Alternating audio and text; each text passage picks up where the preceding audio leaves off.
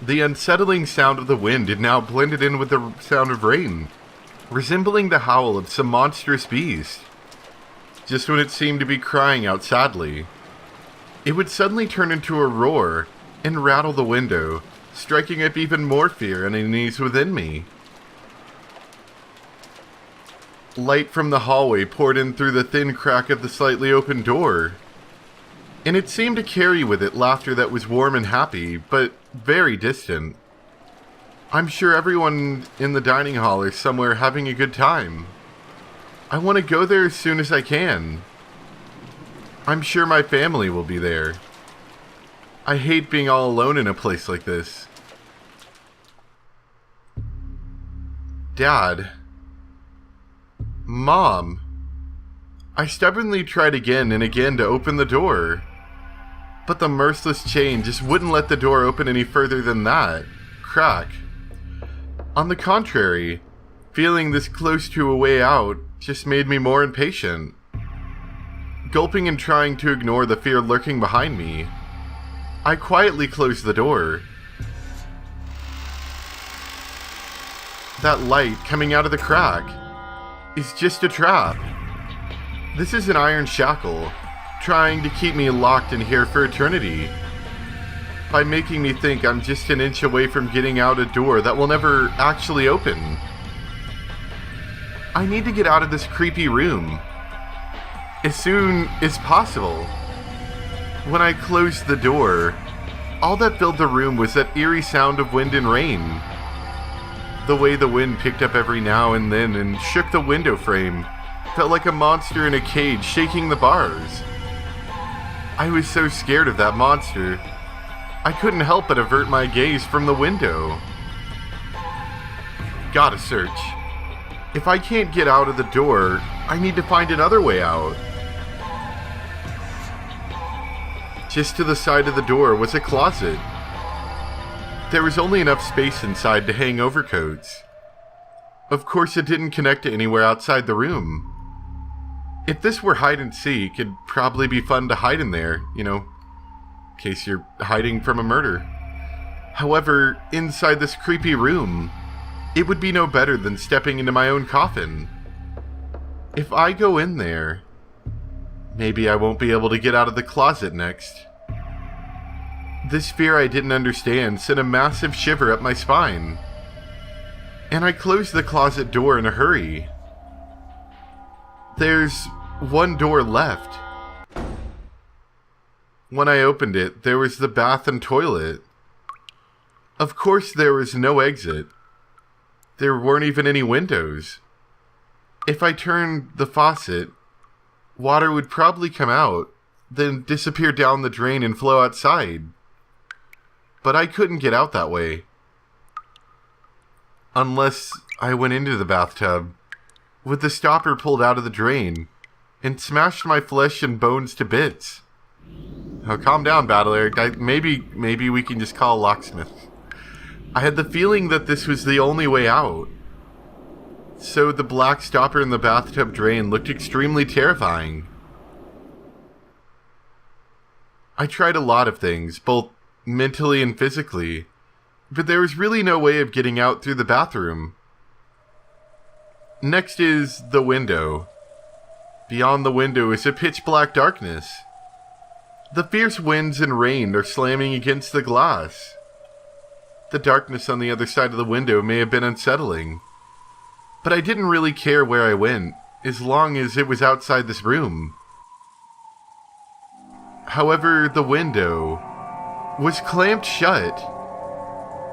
Right down the middle of the window, which was made to swing open like a set of double doors, were several ugly metal clamps. It was even more unnerving than the chain on the door, like a rough operation scar on some bizarre monster. The wind and rain slammed against and shook the window frame, making it creak loudly. However, unlike the door, this wouldn't open even a crack. I've had enough. Give it a rest already. What the heck's going on with this room? I've had enough of this creepy room. Enough. It's impossible to go outside except by the door and windows. And compared to that thick door, the window looks like it might be possible to break. I'll smash it. If I swing a chair at it, the glass will probably break.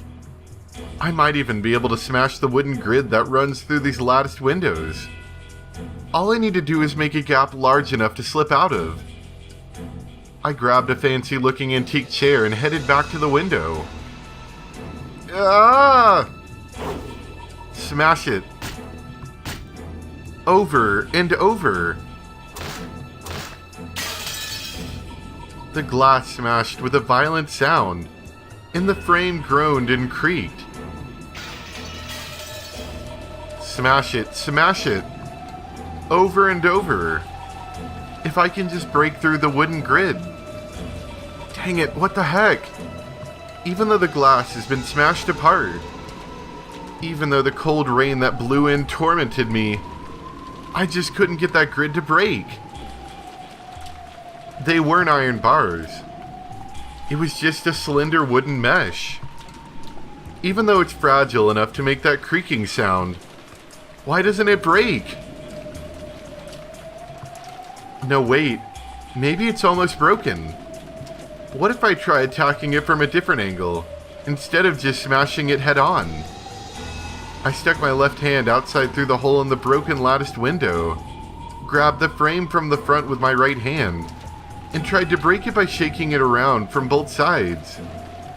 My left hand started to grow ice cold from the frigid winds and rain. As I shook, fragments of glass sticking out from the broken frame poked into me, and my wrist was soon stained with blood. But if I can just get out of here, this much pain is no big deal. But I can't get out. I'm stuck. It won't open. I can't break it. The more violently I shook the frame, the more the glass fragments tore into my left wrist, causing me intense pain. Wait, huh? Ow! Before I realized it, the glass fragments on the frame had extended outwards. It was as though an ugly beast was trying to chew my hand off with glass teeth. It didn't just feel as though they were growing outwards. They were actually getting longer before my very eyes. And they're chewing my hand to bits. I tried desperately to pull my hand out, but it had already dug deep into my wrist and I couldn't move it. I put all my strength into it, but it just hurt more and more and the glass didn't even budge. What the heck? Dang it, let go! Let go, let go! I hit the glass with my right fist over and over, but that just hurt my right fist and did nothing to release my other hand. Just then, my left hand, which was still stuck outside and exposed to the rain, brushed against something slimy. What? It couldn't have been a leaf blown about by the winds or anything like that. I mean, it just felt like the touch of someone's rain-soaked hand. Then it closed tightly around my left hand. When I felt the 5 fingers, I knew that some person out in the darkness was touching my left hand. And yes, I know who it is. It's the witch. The terrifying witch who controls Rokenjima's night. The 2 hands soaked in the freezing rain gently caressed my left hand. However, though I could tell this was happening from the touch, I couldn't see anything out there in the darkness. Then, it felt about my fingers and twisted my ring finger upwards. Ow! It's gonna break, yeah!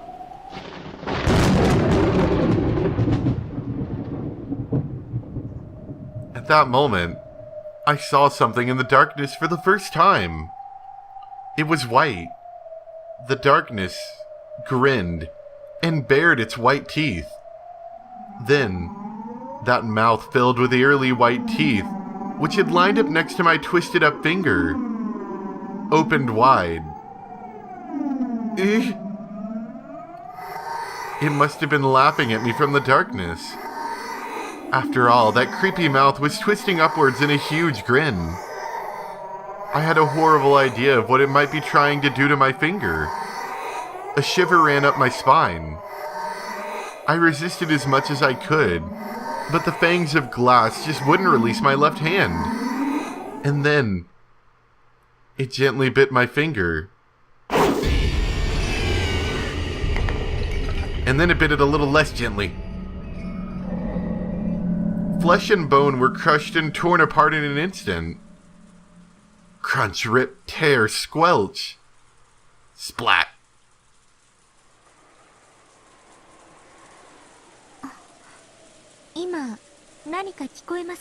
I don't like that. It's spooky. I don't like that thought. 僕もガタンって音を聞いたような。風で窓でもガタついたんだ Sounded ろう like a ね。 witch eating someone's finger off. Was that supposed to be like symbolic? It was his ring finger. Was that supposed to be symbolic of the witch taking back the head of Rokenjima title or something? You know, taking back the ring? I don't know. Maybe that was just supposed to be spooky. 何しろオンボロ屋敷だからな。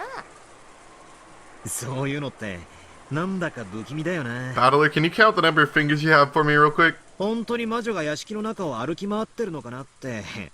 6年前のガキの頃には随分怯えて夜を過ごしたもんさ。いる。ベアトリーチェはいる。この廊下の向こうには何があるん You です guys remember Maria? Yeah, me too. あちらには客室がございますが、今は使っておりません。うん。ゲストハウスができたからね。それまでは客室に僕らは泊まってたんだよ。ああ、俺も覚えてるぜ。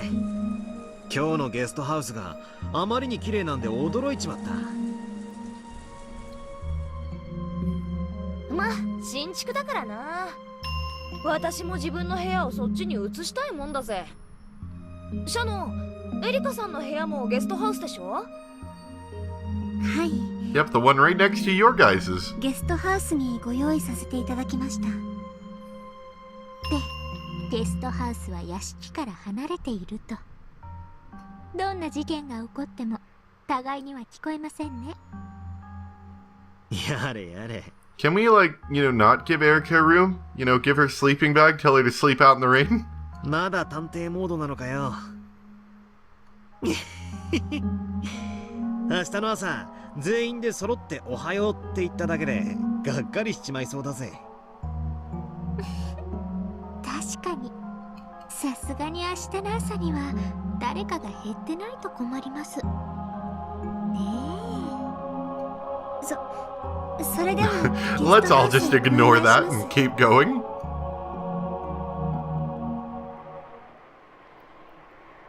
The adults were apparently about to begin a conversation that they didn't want the kids to hear. The real family conference was about to start. As the kids and Erica followed Shannon on their way to the guest house, they passed through the entrance hall.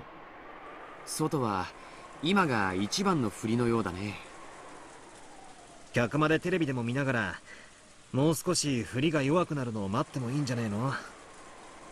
ゲストハウスに戻りなさいってママに言われた。ゲストハウスじゃないと怒られる。おお。ゲストハウスの方が落ち着けるぜ。不機嫌な親の声も面もごめんこむるぜ。ますますにお膳立てが整っているようで。 Erica, stop talking to yourself out loud. Erica giggled. An openly indiscreet look on her face. 今傘のご用意をいたします。少々お待ちください。ちょっとずっと気になってました。あの肖像画のご婦人はどなたですか？まあぶっちゃけベアとの肖像画であることは知ってるわけですが、前回のゲームでは通り過ぎてしまっただけで面白くなかったので。Erica whispered to herself, but of course no one heard her. こちらは親方様の恩人ベアトリーチェ様でございます。おじい様に莫大な黄金を授けてくれた後宮家復興の恩人だそうだよ。ただのじい様の中の妄想の魔女だぜ。こいつの亡霊が夜な夜な屋敷の中を歩き回ってるって話らしいぜ。よせよ。俺小さい頃はその話めちゃくちゃ苦手で、この屋敷の夜は苦手だったんだ。そんなこともあったね。6年経った今はどう？すっかり忘れてたが、この肖像画をまじまじ見てるうちにまた怖い気持ちが蘇ってきちまったぜ。ベアトリーチェは怖くないよ。敬いを持っていればね。持ってないと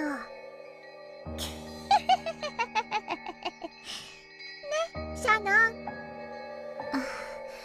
はい、使用人たちの間でもそうささやかれています。夜回りの使用人たちの間でも時折人影を見たとか黄金の蝶を見たとかいう噂が。去年だか一昨年だかに使用人の人が階段から転げ落ちて大怪我してやめたじゃん。 Who's this servant? Because I feel like I've heard about them quite a couple times, but did we ever actually talk about it more than just the servant who fell down the stairs? あれベアトリーチェの呪いだなんてささやかれてなかったっけ。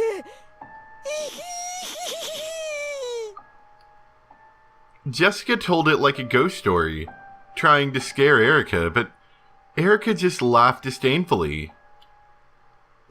なんだよ、薄気味悪いな。ただの事故だろ。偶然だろ。おじい様がここに肖像画を掲げてすぐのことだから、一昨年の子確かまさにここの大階段から落ちて怪我をしたんだよね。そうそう、このバカでかい肖像画は何しろインパクトあったから。掲げられてすぐは屋敷中であれはなんだと話題になったもんだよ。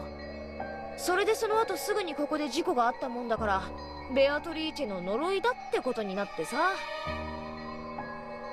ベアトリーチェの階段云々はこの肖像画の後から？いえ、その前からもベアトリーチェ様の霊が歩き回っているという大噂はありました。でもこの肖像画が掲げられてからはもっとそういう話が増えた気がします。今までは魔女ベアトリーチェと聞いても具体的なイメージが湧かなかったからだろうね。この肖像画によって具体的になり、より一層以後の階段に厚みが出たんだと思うな。そもそも魔女ベアトリーチェなんて誰が言い出したんです？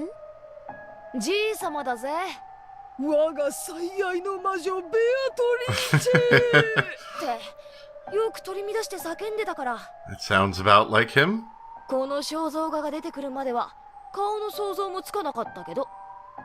こんな薄気味悪い肖像画がでーんと飾られたら、そりゃ階段の一つや二つできて当然だろうぜ。音楽室のベートーベンの肖像画も学校創立者の銅像もみんなちょうどいい階段の音章じゃねえか。確かにこんなに古風な薄暗いお屋敷でずっとこんな風雨の音を聞いていたら、そういう階段の一つや二つ生まれてもおかしくはなさそうです。まあ所詮は階段、妄想、おとぎ話、取るにも足らない寝ぼけたうつけ者のざれ言以下ですが。Erica looked up at the portrait and smiled at it hostilely, as though she felt that the smile was disrespectful to Beto. Maria's face soured. おー、ベアトリーチェはいる。そんなこと言ってるときっとエリカに魔女の呪いがあるよ。おや、怖い怖い。魔女の呪い大いに望むところですよ、ベアトリーチェ。 Oh, now you triggered her. Maria's just gonna start screaming her head off again.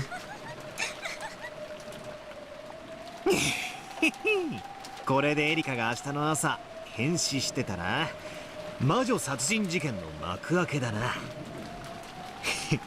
おいおい、お前探偵なんだろ。探偵がいきなり殺されるなんて斬新すぎるぜ。おや、それは困りますね。現場検証に差し支えます。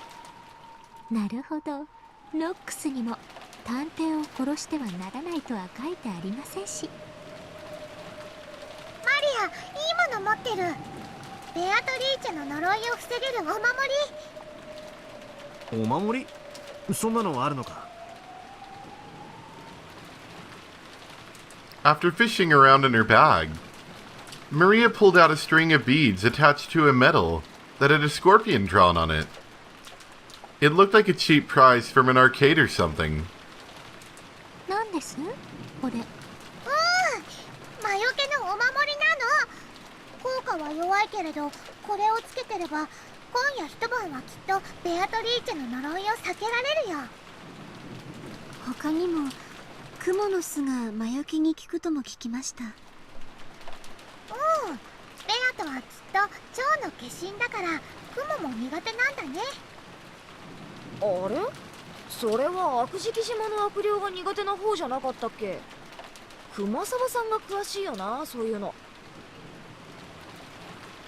魔女に悪霊少し興味を持ちました。よかったらゲストハウスでもう少し話を聞かせてもらえませんか？こちらが皆さんの傘です。外はまだだいぶ雨が強いのでお気をつけください。 Shannon handed out the umbrella she had brought. Everyone headed towards the exit.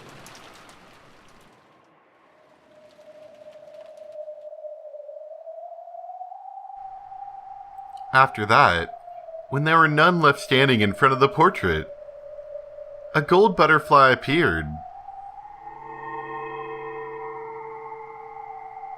Then expanding out into a golden splash, it became a human form. In the hall, empty now that the children had left, Beto stood alone and silent, looking up at her own portrait.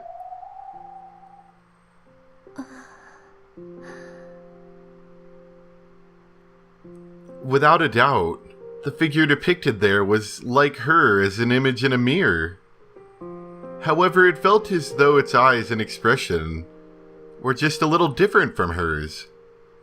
From her perspective, while the person in this portrait was almost infinitely close to herself, it was just as surely a different person entirely. あなたは誰なんでしょう。私にどうかあなたという人を教えてください。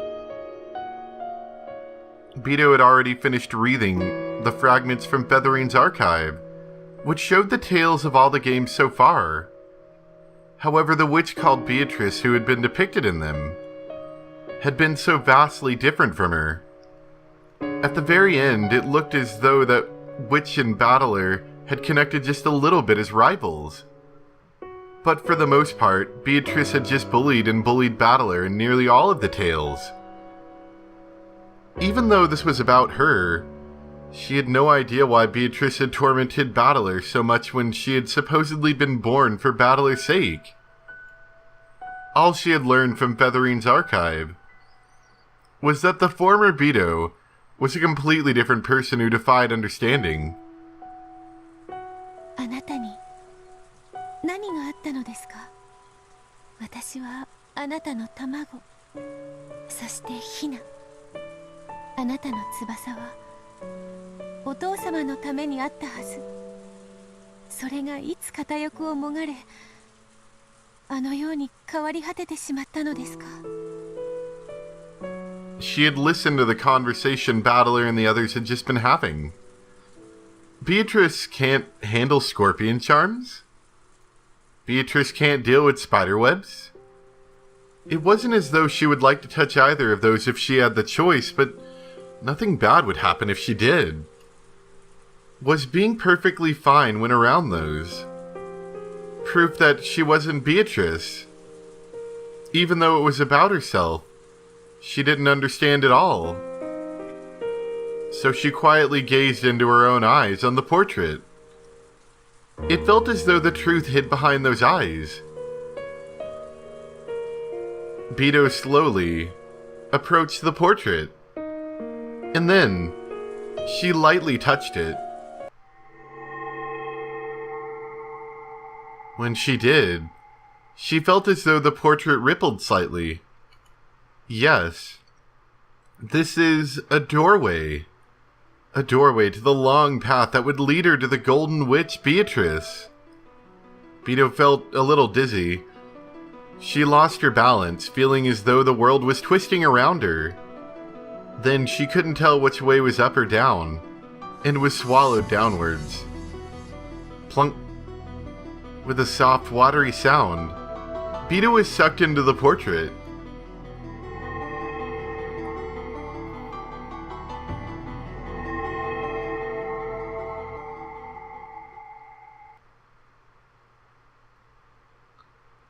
Yeah, we'll leave it off there. We'll come back to Beto and the portrait. But anyway, I hope you guys enjoyed. Thanks for watching. And I will see you next time for some more Umineko. Bye!